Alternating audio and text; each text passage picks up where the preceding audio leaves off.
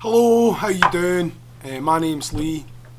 You've probably noticed that I've not got an Australian accent. It's pretty difficult to understand. I'm actually Spanish. No, I'm only joking. Um, I'm working on the paper with Leanne and Jill, and my background is in, among other things, young adult fiction. And so Leanne asked that because I'm unable to attend, I'm really sorry about that. I'd love to have been there. She asked that I could maybe speak to you for a couple of minutes via some rich media, I guess. Um, so I guess in the culture of the 140 character Twitterverse and the one line instant Facebook update, there's been this incredible uptake of these hefty tomes of young adult fiction. Seems to run against the grain, the Twilight series had sold in excess of 50 million copies by 2010, before they released the movies, and then prior to the movie versions released in 2012, the Hunger Games series had sold over 20 million copies as well. So, like, these things have been incredibly popular. And that might support the view that literature, or at least fiction, continues to serve a powerful role in answering some of the big questions that adolescents search for in terms of their search for identity, such as who they are, what they're doing, how they choose to live. If we take Bishop's notion of mirrors, windows and sliding doors, where literature offers the reader a mirror in which to see themselves, a reflection of their own lives and experience, a window into other worlds and other people's struggles and challenges, and through the resource of imagination also offers that sliding glass door where the reader can enter like a different world, a created world.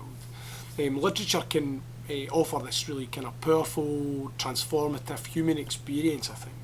And so throughout its development in the latter decades of the 20th century, young adult fictions played a key role in the process. That's right, it's only been around for maybe 50, 60 years, It started, by the way, arguably started with J.D. Salinger's Catcher in the Rye, although people would argue that there was young adult fiction before that. Hinton's work in 1967 was probably a key work as well in the development of the reading process for young adults as well.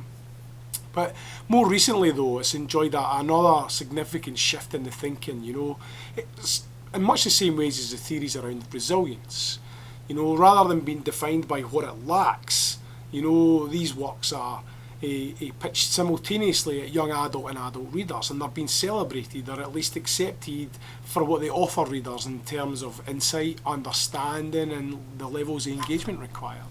The singularly agreed upon distinction between adult fiction and young adult fiction is its unique level of concern for the reader, this implied reader, the person the text or the work is aimed at, and the messages that are contained therein. Oh, and obviously the level of pleasure derived from that. Wolfgang Iser, in 1974, developed this notion of the implied reader, the theoretical construct which provided the basis for Seymour Chapman's development of the theory. He developed the paradigm for narrative structure, where narrative and narrative transactions are understood as communicative acts between the sender and the receiver. And the model determines the notion of the implied reader as the version of the text projected at the reader, whether that be a young adult or otherwise.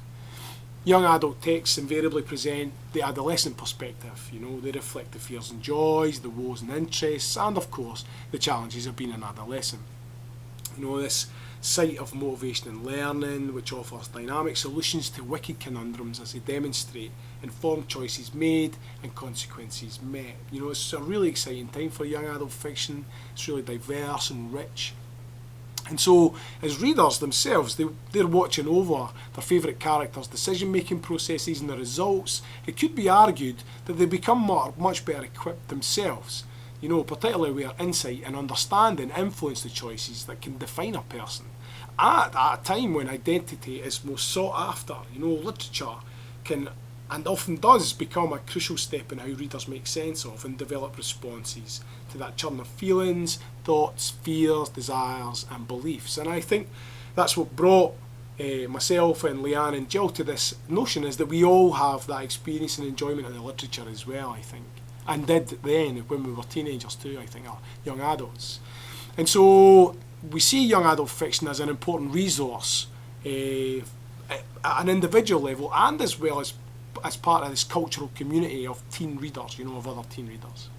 The novels in the series discussed here require commitment, concentration, and critical thinking on the part of the readers. Breaking Dawn, for example, the fourth book in the Twilight series, I have to be honest and admit that I haven't got there yet, weighs in at 768 pages. Now that's a fair old endeavour to approach, And beyond the pool of the cleverly structured story or believable and relatable characters, young adult fiction has justifiably been accused of attempting to teach or demonstrate to adolescents, particularly in the case of Twilight now, the benefits of abstention and the rewards inherent in leading a virtuous life. Yet, and this is what's argued here, these texts and others like them offer that sliding door. They offer an opportunity for adolescents to enhance their own resilient behaviours, attitudes and understandings. So I guess I'll hand you back to Leanne now. As I said, I'm really sorry I can't be there. I hope the session's going really well for you, and thanks very much for your time. Oh, just got to switch this off now. I hope you understood me. Bye!